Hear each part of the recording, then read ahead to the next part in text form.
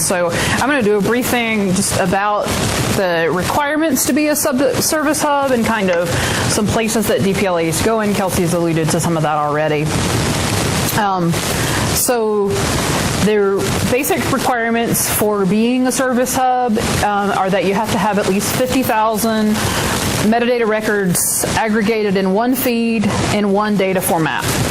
So that data format could be something like qualified Dublin Core, but we are getting more and more people to actually serve us data up in map v4, which is actually the metadata application profile that DPLA serves up, and many of our hubs are building kind of the tools to convert their data to map v4. But we do get a lot of data at Qualified Dublin Core, and we tend to work with Qualified Dublin Core very well as well to be able to convert that. We do work with mods and other data formats as well that are more rich if that's something that you're interested in. There are just lots of flavors of mods, if you're familiar. People use it in very different ways. This is just a repeat that all metadata that comes into DPLA is in the public domain, so therefore it can be reused through that metadata application profile. People can come into our API and pull that data out and reuse it and make cool tools like the objects you saw with the here's everything green in the DPLA, those kinds of things. Metadata should have thumbnail links provided to the content. So a minimum is that there should be some sort of representative material. We are recently if you look at the DPLA right now, you'll see that our thumbnails are like tiny and you can hardly tell what an object is. So there's been a lot of, that's really based on a very, very old court case, and there's been a lot of new law and work done recently around that, and the American museums and libraries and others are recommending a lot larger thumbnails these days. So we're going to move to a safer number, but away from 100 pixels, which is 1090. But we're going to move to 250. So we're going to move our, you're going to actually have a little bit better view, kind of a decent square to actually look at. Yeah. Yeah. What sort of thumbnails are? Yeah, that's a great question. It's a great question. Right now, people just don't have. Right. That's actually what we do. Honestly, I know that's like really cheesy, but it is what we do. If people had previews, it would be really awesome. But most people don't have clips, like preview clips of. And it would take them making clips. So obviously, thumbnails are a hell of a lot easier to generate than things like audio-video materials and making clips from those. So in general, we just have kind of like, here's a reel with a little play button. Yeah. We wish we had more. So maybe when we're able to get more open content and that stuff is actually open, it could stream. So the other thing that you agree to when you work with us as a service hub is to begin using the rights labeling and rightstatements.org. So Kelsey talked a little bit about the kind of crazy situation that rights, obviously if you've been working in this field for a long time, you know that the rights metadata field has been uncontrolled, and people put what they want to in that field. Some people say a lot, some people don't say much. A lot of people put boilerplate statements in there, and it doesn't matter what the object is, it's the same statement over and over again.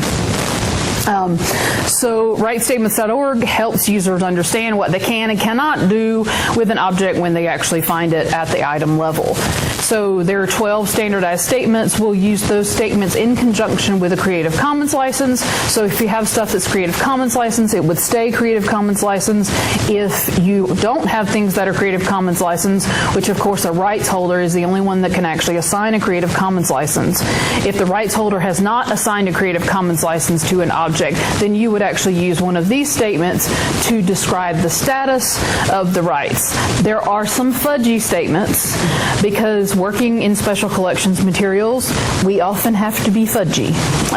There's a lot of gray because we just sometimes don't know. We don't know the provenance. We don't know where the stuff came from.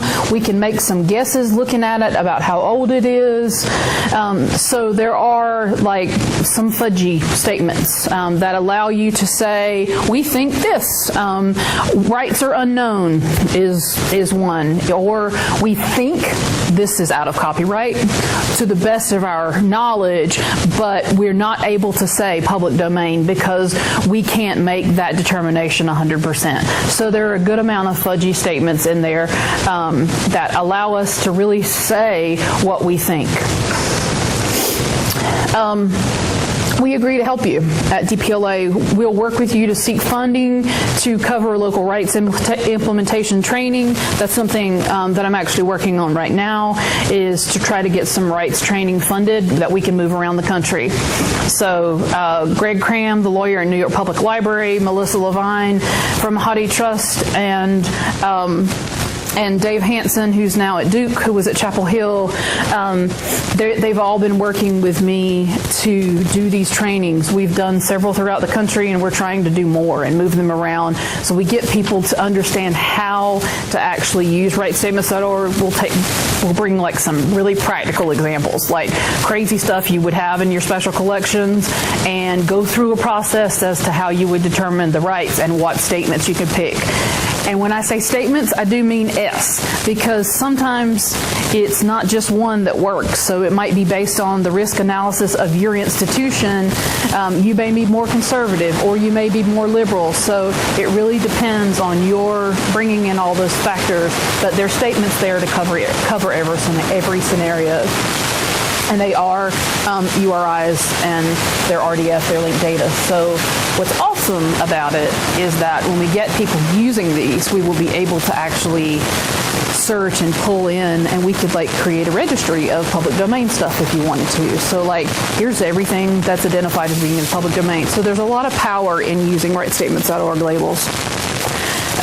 You agree that once the items are labeled, that if content is open, that it will be able to be shared as full content with DPLA. So if it's on that open spectrum, if it's one of those open license, that we'd be able to make that content available through the DPLA portal. Ideally, you would use, how many people know what AAAF is? All right, a couple people. So AAAF is the International Image Interoperability Framework. It is coming out of Stanford. There are a lot of people beginning to deploy AAAF endpoints.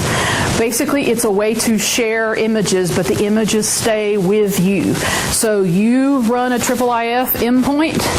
It has a series of APIs, and someone else can call and get your images and serve it up on their screen as well using their endpoint. So like DPLA could pull from your endpoint and serve your images up on our interface, but it would be pulling from you. You would get the credit for it, and the metadata and everything comes with it through the API. So it's a way to share images. It's an interoperable framework to share images. It's being deployed pretty vastly and quickly. It's being deployed in Europe and kind of all over the U.S. People are really, really beginning to use the AAAF framework. So there was presentations. There's been presentations everywhere. I just was at the Museum Computer Network conference in New Orleans. There was a whole thing on AAAF there. DLF, lots of talk at AAAF there. So it's really kind of the way I think our community is going in order to share our cultural heritage, our actual content. So it's something that we're beginning. One of our hubs, the Digital Commonwealth, already has all of their materials available in our AAAF endpoint.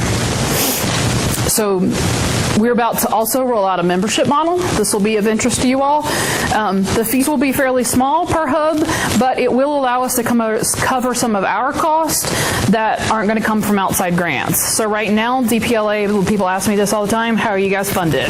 Right now, we're all funded from external sources. So that's either grant money, or we have some donor money, we have some foundation money, but it's all from external sources. We don't get any money from partners or any kind of things like that. But we are going to move to a membership model where we will work with hubs to pay a fee per year that will help DPLA continue to function. In that, hubs will also have a governance voice, and we'll have 2 seats on the actual DPLA board to help guide the future of DPLA and the directions that we go in. So that's coming out probably going to be announced very soon and likely to be implemented next fiscal year. So it wouldn't be a this fiscal year thing, but would be a next fiscal year thing. The other thing, obviously, I think you probably know this, is probably why you're interested. You become part of an awesome aggregation that we hope will be countrywide within the next year or so, that every state will be participating in, and that we'll be able to have this huge U.S. collection in one spot. A goal for us is not only to be a national aggregation, but a place where you can find that open cultural heritage content. Kelsey mentioned a couple of recent sources. I can just go down the list in my mind, the Met is getting ready to do a huge release of several 100,000 items, full images. NYPL did all kinds of stuff that they either owned the rights to and devoted to the public domain, or that were public domain, and they put up the full images of those. We're seeing this as a huge trend. People in the community are saying, look, public domain means public domain. It belongs to the public. It's not ours to hoard, it's yours to reuse. So what's happening is that we're seeing these releases, and when I think about silos, I think about this. I think about the fact that the Getty's got 100,000 images over here, and the Met's got 100,000 here, and so does New York Public Library, and they're all in these different places, but you have nowhere to find open content in one place. And so our goal is to be able to pull in this open content, this actual full content from these people who are releasing open content. And so if you all have stuff that you identify as clearly public domain, clearly without restrictions, or even things that you as an institution own the rights to that you're willing to open up, then that adds to the spectrum of what's available for use and reuse. So that's really where we want to go next in DPLA. We want to be a place that makes a difference, that can provide access to content, that can be used by everyone. Just seeing what apps have been built using metadata and thumbnails makes one excited, really excited for what can come with actual open content. Imagine if we can turn big images green. We could really do some analysis of the different colors. If you've ever been to the Rijksmuseum website, it's amazing if you haven't been there. If you're ever building digital collections website, it's one of those things to be inspired by. But when you go there, they display their images like full screen, full widescreen, and down at the bottom are all the major colors in the paintings. And so you can click on the color that's in the painting and find another painting that has the same color. Awesome. Totally awesome. So, and the HGTV person in me, really loves that. Ooh, this matches my wall color, But I think there's a lot of power in what we can do in reusing this kind of data. Rufus Pollock, who is the director of the Open Knowledge Foundation, awesome organization. They often announce the releases of these public domain content in cultural heritage spaces, so if you don't follow them, you should.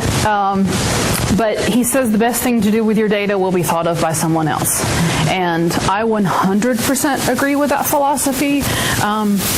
As a librarian, I am not necessarily the person who is the best person to decide what a web interface looks like or what the possibilities are around what can be done with this object I've digitized. But I know how to digitize it and I know how to put it up, but somebody else probably has the power to do something way more with it than I do.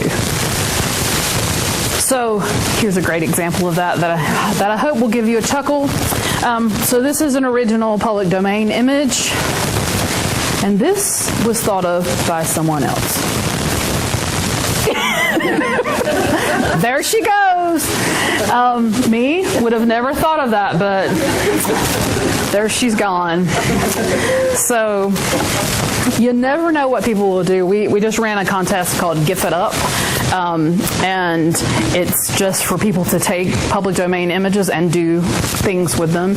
And people did some crazy stuff, and like it was around Halloween, so there are a lot of people like with blood, gory things coming out. Anyway, crazy. But interesting where people's minds go. So we're interested in curation and collection building, tools that can help improve your work, how we can do the work together. So like thinking about curating collections maybe at this level, so like when things get aggregated into DPLA, like maybe you have expertise in a certain area. Let's just say Appalachian culture. I'm from North Carolina. Did you hear me say that? Latch. I know. So if that's the case, maybe we do someone leads a curation project on Appalachian culture, and you're able to pull from all these resources that we have. So we're very interested in, once we get a pool of data, being able to curate and have people come in and bring their expertise to bear on the collection, so that that content is powerful to users who come looking to browse, looking to see what we have instead of looking at a search box. We will work to expand content types. Kelsey mentioned this earlier. We've had an archival working group. Did we release that paper last week? Yeah. Okay, good. They have to keep me straight. I have no idea. 2 weeks ago. All right. So we have had an archival working group going on for the past, I don't know, 6 months or so. But many of you know, I've heard many of you say you're in archives in here. So a lot of the challenge is around the fact that some people digitize at the item level, and some people have started digitizing at the folder level. Thanks to Mesner Green, and we can talk about that later. But a lot of people have decided to just digitize everything in a folder, but not necessarily give that item level metadata treatment, right? So more this mass digitization of manuscript material approach. And so the goal, we're trying to figure out how we make these things work together in a collection like DPLA. What are some recommendations to make collections level data work with item level data, and how to make that fairly seamless for the users. So we've had people from the community, from our hubs community and beyond, come together and make some recommendations on how to do that, and that paper was published a week or two ago. So you can find that on our website, and I think there's some pretty awesome recommendations in there for the community at large. Also, we talked already about the newspaper grant. So I think we're trying to do things where, and I mentioned a little bit about the institutional repository content, specifically article content. These are areas that we're beginning to dip a toe in to potentially grow content, and we're doing that fairly cautiously, making sure that we do it in a way that users can actually use the stuff when we pull it in. So, questions for me?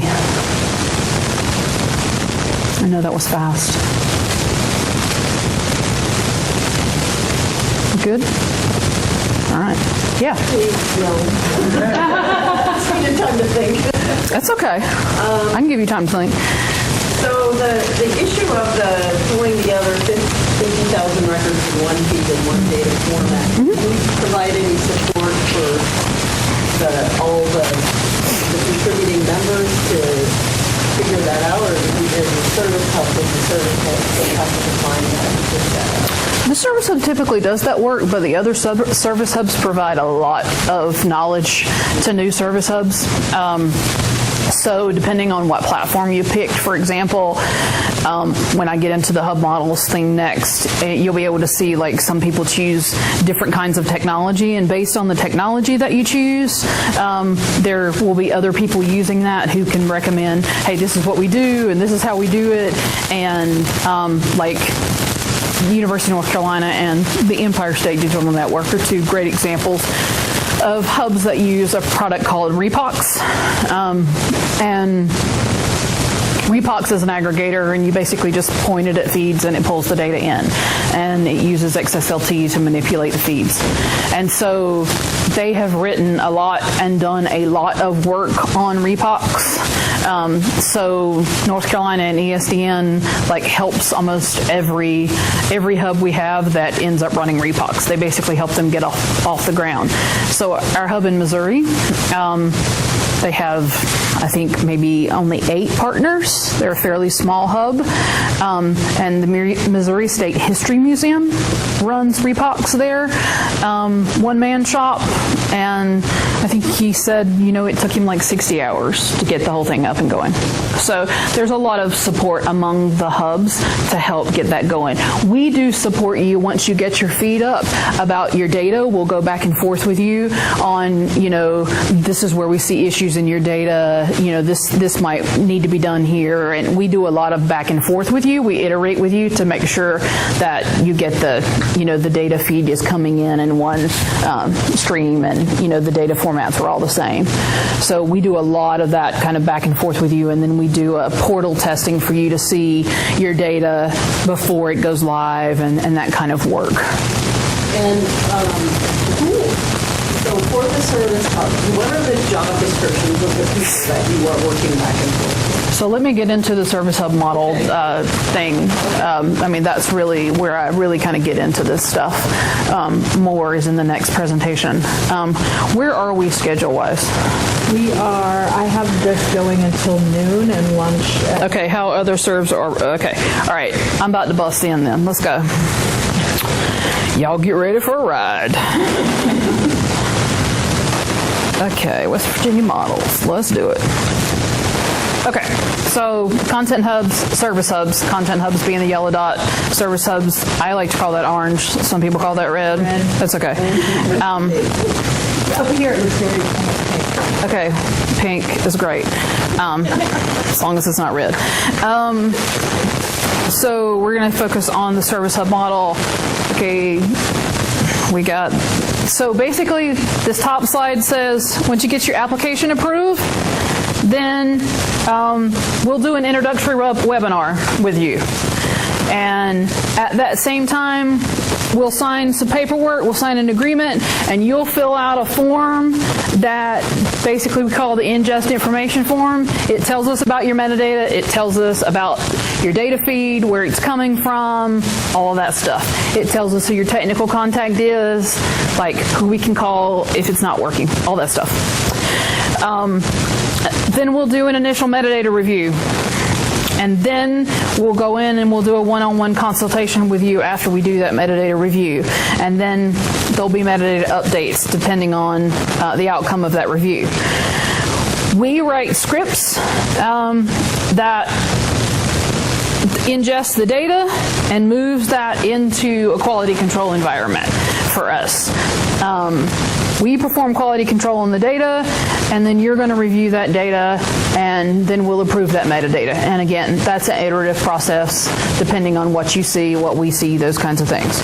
We'll move that to a development environment, and then you'll give it a final review, and then we'll push it to production. And then we'll schedule recurring ingest. And we schedule recurring ingest based on how much your data changes. So if you're a hub that you don't think is necessarily going to grow a whole lot, we won't necessarily do an update to your data on a every month or every other month basis. But it just really depends on how much you feel like your growth is going to be. That can change. If you're growing more than you thought you were, we can kind of change that schedule. But that's typically how we work the process. Okay, this is Emily's 2 cents of Service Hub advice. Focus on the coalition of the willing, with good data, of course. So who's interested and wants to do this? Focus on those people now. Focus on the people that want to do it and who are capable of getting it done, and who want to come together and pull their data together. Layers of services are really important. So correct me if I'm wrong, but I don't think you guys have a centralized repository in your state. Right, okay. So something like having a centralized repository where small institutions could actually contribute data might be a wonderful goal at some point. But it's not something you have to do before you get up and going. So focus on what you can do now and make some goals maybe for what you might need to do later, but go ahead with the things that you can do now. Momentum is important. If you have it, go with it. A service hub does not have to rest on the shoulders of one institution. So I think this is really important. We have many shared hub situations, and I'm going to show you some of those models where different people, different institutions do the work of a service hub. So it could be obviously that one person does the technology and maybe the technology and the metadata, and you think of those people as the hub. But there's a lot of other stuff that goes with the hub, like outreach and working with libraries to get them involved. So there's a lot of other pieces, and all of that can be shared, and you should build off an infrastructure that already exists where possible.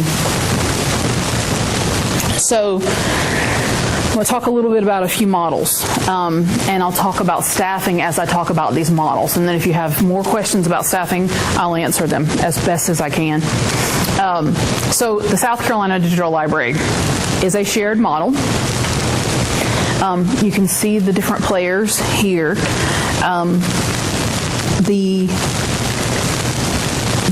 What we call the hub is actually the data comes from the College of Charleston. They do the aggregation and they do the manipulation of the metadata. But each of these folks actually host regional databases. So South Carolina, fairly small state, somewhat easily divided by its major universities. So here's the College of Charleston, here's the University of South Carolina, and here's Clemson.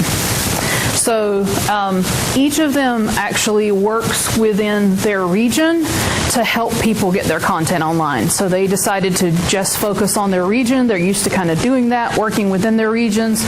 So that's what they do. They divide their state up, and if an institution in the low country needs help, then the College of Charleston helps them and gets their data up. If the middle of the state, then the University of South Carolina, and the same thing with the upstate, Clemson does that work there. So that's how they work. They do a lot of shared responsibility among the hub work.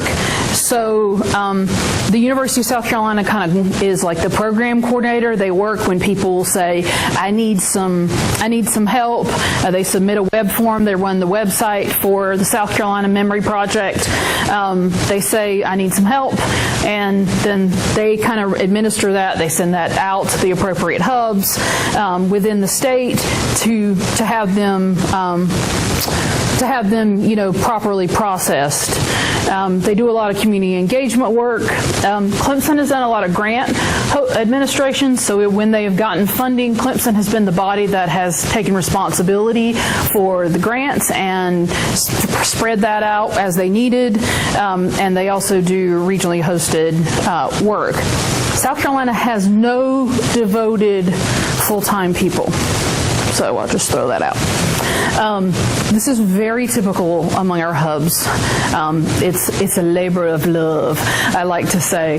But what happens is that in the past, the state library has given some money to this hub to have student workers at the different hubs to help them digitize materials for the regions so that they can help the smaller institutions in their regions. That money has tended to come and go depending on the level of LSTA funding and priorities. So they're kind of out there, so they have, and then some years they haven't been able to. But as far as full-time staff go, there is no one fully devoted to the South Carolina project.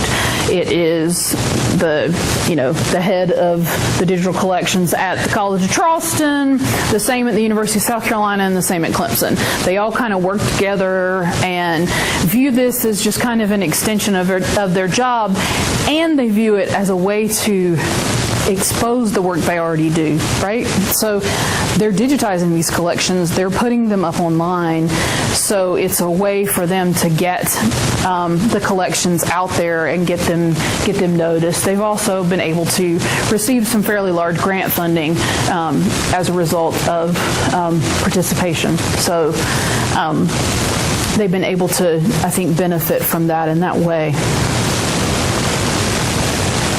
So here's the technology they use. So they're a Fedora shop. They've just moved to Hydra, and they use Blacklight as their front end. And so they actually have built their own harvester using Blacklight. And so that's what the College of Charleston uses. They tried a couple of different things to start with, and they decided that worked best for them, and so that's what they decided to do. And they used the Blacklight OAI and made some modifications there and used that as the way they serve data to DPLA. So their neighbor to the north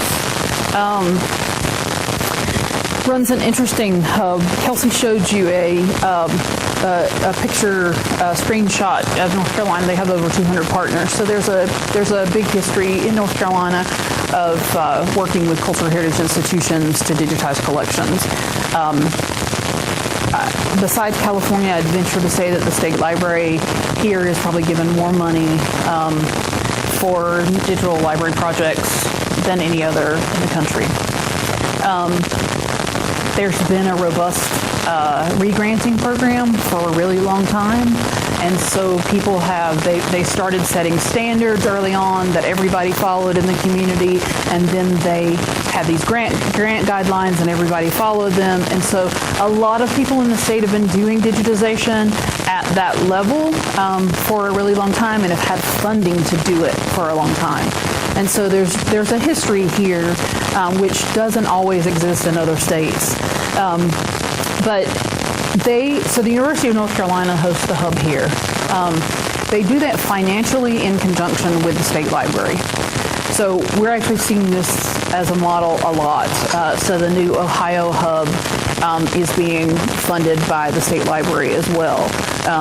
So they're working with academic institutions to do a lot of co-work where the academic institution is often providing some of the technology knowledge and the state library is helping doing community outreach and funding where possible. So we're seeing that happen a lot in a lot of hubs. This happens in North Carolina. This is a place where the state library and the University of North Carolina basically divide the funding in half. They actually do have a full-time coordinator at the University of North Carolina, so they pay for a position to run the North Carolina Cultural Heritage Digital Heritage Center, and she works also with technical staff in the libraries at the University of North Carolina, and part of their time is devoted to help her make this happen. And so it's basically the university giving this amount of time saying, yes, we're willing to do this because we see the value in it. So that's kind of how they work. Again, we've got, a partnership between the state library and kind of flagship university, if you will, working here. They do have a centralized repository hosted at the University of North Carolina for small institutions. There's a lot of history there, but because a lot of small institutions have been given money to digitize materials, they need a place to put them. So there's a centralized Content DM store, which is hosted at Chapel Hill. And then, so there's a lot of those 200 partners put that data in that centralized store. So they might only have ever digitized 2 or 3 collections, but that's where they live. And so a lot of the dots on the map may be small institutions, and they've digitized a few collections in partnership with North Carolina. And then your Dukes and your East Carolinas and your others who have large digital collections come on board via the aggregation piece. So we see that a lot. So the same like I said, 200 plus partners you'll see on this list. A lot of small colleges, a lot of public libraries, HBCUs in North Carolina, lots of good cross participation going on here. They use mods. They send us metadata in mods. Obviously, it's going to be fairly flat because they get a lot of Dublin core from Content DM. There's not much you can do with that, but they work with mods because that's their preferred data format at Chapel Hill, and so they take everything and convert that to mods and send us a mods feed. They use an aggregator called Repox. So Repox uses XSLT to manipulate the style, so it uses style sheets. So this is a common theme. You'll see I mentioned that the Empire State Digital Network also uses Repox. Here's the Empire State Digital Network. So New York had a set of projects throughout the state that kind of worked in little silos in their communities, right? So they would have a Content DM install over here and another one over here and an Islandora over here, and they all just kind of worked in their communities. And so what they did is actually form this hub and pull together these different existing communities, and then some kind of single repositories like Columbia University, the State Library, the State Archives, and they pulled them all together. They're run by a collaborative called Metro, and Metro basically supports the libraries of metropolitan New York. And other cultural heritage institutions as well besides libraries. So they're run by them. Metro does have funding. They actually fund 3 positions. They have a decent amount of money, and they were able to get their board to fund 2 technical positions and a coordinator at Metro. One of the technical positions does metadata work, and then the other one does, all the Repox work, does the style sheet transformation and all of that, and then the coordinator. They do a lot of outreach work, and they add a lot of data. So they're a hub because they do have 3 devoted staff that are able to grow quickly, as opposed to some of our other hubs that don't have devoted staff. They don't grow very quickly, and that's okay. So again, they use Repox. I think they have even more than 175 partners now. They're growing all the time at the Empire State Digital Network. So the last hub I'll talk to you about, and then we can talk about any hub you have questions about, is the Mountain West Digital Library. So the Mountain West Digital Library is a regional aggregation, and all they do is aggregate. There is no centralized repository whatsoever. All they do is an aggregation. So they're an aggregation-only hub. They have different points. So like in Utah, in Oregon, you'll see these different hubs. They have different points. And then they all feed up to a centralized aggregation. So all they do is work with the metadata, and then they pull and deliver the data. So this is just a summary slide of what some of the technology is. There's even a hub or 2 on here that I didn't do an in-depth look at, but you'll see that this is a summary of, like, do they have a centralized repository? Do they all aggregate metadata? That's a requirement. What kind of systems do they run? Do they have a portal? Do they actually show that in a centralized portal, or do they just point to the data where it lives? And what kind of metadata schemas do they use, and how many states do they serve? So this is there, and I'll leave this slide as the last slide we talk about, and then after lunch we'll move into the what more in-depth models discussions, like what is the right model for you? Do any pieces of these make any sense or not? Or is something totally different a better fit for you all potentially? So I think we need to break for lunch, and with that said, we'll come back and we'll talk more about models, and we'll talk about metadata pitfalls and we'll hear from Gretchen remotely.